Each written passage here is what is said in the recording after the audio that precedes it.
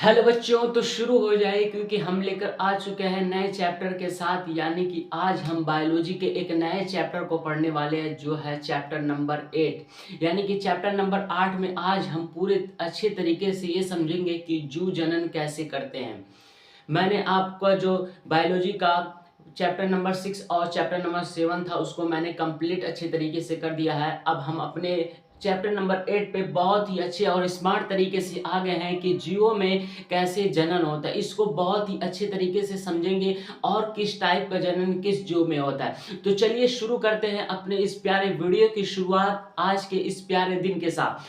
तो बच्चों, सबसे पहले हम जो हमारा टॉपिक है वो है जीवों में जनन कैसे करते हैं। यानी जीव में जनन कैसे होता है, हाउ डू ऑर्गेनिज्म रिप्रोडक्शन। यानी कि जो हमारे जीव आसपास होते हैं उनमें जनन रिप्रोडक्शन कैसा होता है।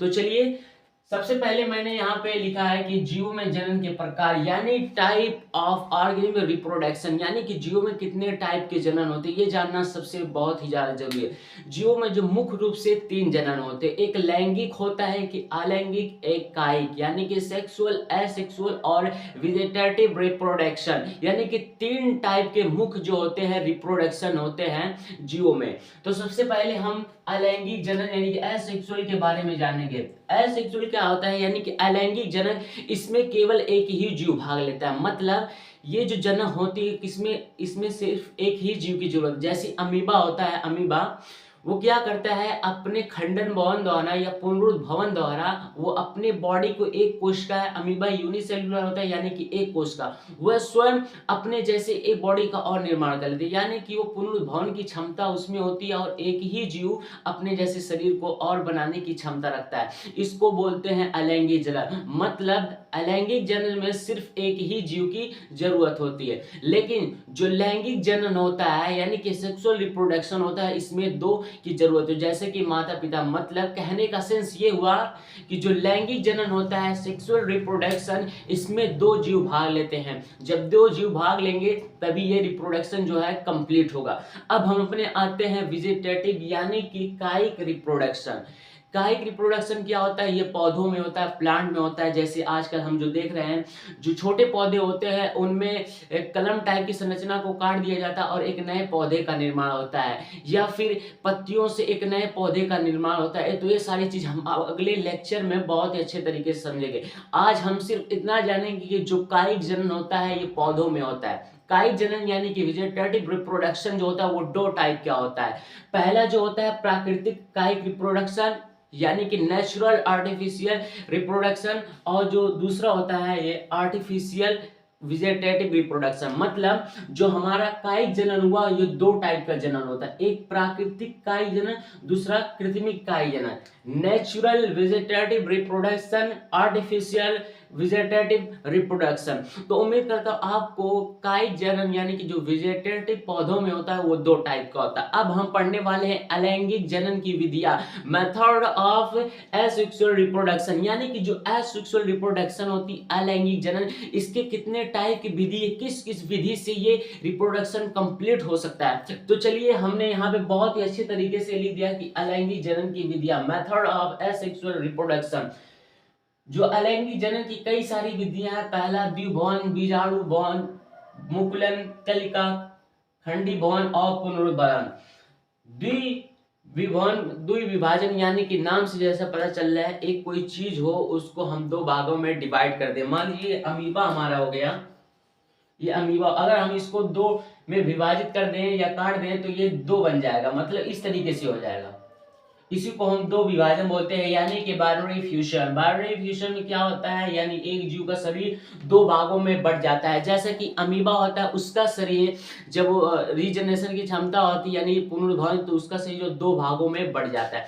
तो इसी को बोलते हैं द्विविभाजन यानी कि 2 भागों में बढ़ जाना। जैसे ये पेन है, अगर हम इसको 2 भाग में अलग अलग कर दें तो इसे हम बोल लेंगे बाइनरी फ्यूजन यानी कि द्विविभाजन। तो ये अलैंगिक जनन की एक विधियां हुई द्विविभाजन। इस संघ में प्रोटोजोआ संघ के सदस्य, यानी कि हमसे अगर कोई पूछा कि द्विविभाजन की क्षमता वाले कोई सदस्य, कोई संघ, कोई फाइलम का नाम बताया, तो हम कहेंगे जो प्रोटोजोआ संघ के होते हैं, प्रोटोजोआ संघ के, वो दो विभाजन करते हैं, जैसे अमीबा हो गया और युगलिना। मैं एक इंपॉर्टेंट बात बता दूं, जो युगलिना होता है जंतु और वनस्पति के बीच की कड़ी कहा जाता है, जंतु और वनस्पति के बीच की कड़ी कहा जाता है। जैसे कि वायरस जो हमारा होता है, इसको हम क्या सजीव और निर्जीव के बीच की कड़ी कहते हैं। तो इंपॉर्टेंट बात है कि जो हमारे युगलिना होता है, इसे हम वनस्पति और जंतु के बीच की कड़ी कहते हैं, और वायरस जो होता है इसे सजीव और निर्जीव के बीच की कड़ी कहते हैं। वायरस को क्यों सजीव और निर्जीव के बीच की कड़ी कहते हैं? क्योंकि ये बॉडी के अंदर, हमारे बॉडी के अंदर सजीव का व्यवहार करे, अब बॉडी से बाहर, यानी कि अगर हम किसी फर्श या किसी शीशे वगैरह जार में रख दें तो क्या निर्जीव का व्यवहार करेगा। तो इसीलिए सजीव और निर्जीव का जो व्यवहार करता है वो हमारा वायरस करता है। Wider information resource under sales. तो ये हमारा हो गया। अब दूसरा जो अलैंगिक जनन की विधि है, मेथड ऑफ असेक्सुअल रिप्रोडक्शन, दूसरा है बीजाणु का जनन, यानी कि स्पोरुलिनेशन। इसमें क्या होता है, इस संघ में आते हैं अमीबा, प्लाज्मोडियम, राइजोपस। यानी कि ऑप्शन हमको दे दिया कि राइजोपस, प्लाज्मोडियम, अमीबा, यूग्लिनिया, इनमें से किसमें क्या होता है, बीजाणु का जनन होता है, यानी कि स्पोरुलिनेशन। तो हमको पता है कि अमीबा, प्लाज्मोडियम, राइजोपस में जो होता है वो स्पोरुलिनेशन एसेक्सुअल होता है, लेकिन जो यूग्लिना होता है उसमें नहीं है। यूग्लिना में जो रिप्रोडक्शन होता है वो द्विविभाजन होता है, यानी कि बाइनरी फिशन। और जो तीसरा हमारा हुआ वो हुआ मुकुलन, यानी कि बडिंग। मुकुलन किस क्या कहते हैं बच्चों? मुकुलन में क्या होता है, कोई पौधा होता है, यानी कि कोई प्लांट है, जो उस प्लांट के कलिका से या किसी अग्रभाग से एक नए पौधे का निर्माण होता है। इस तरीके से समझिए, ये हमारा प्लांट हो गया, ये हमारा प्लांट हो गया। इस प्लांट के तना से या फिर अग्रभाग से एक नए पौधे का निर्माण करना, मतलब उसी तरह एक और पौधे का निर्माण करने को बोलेंगे हम मुकुलन, यानी कि बॉडी। मुकुलन का जो सबसे अच्छा बेस्ट एग्जांपल है वो है हमारा हाइड्रा में मुकुलन की क्षमता तेजी से होती है।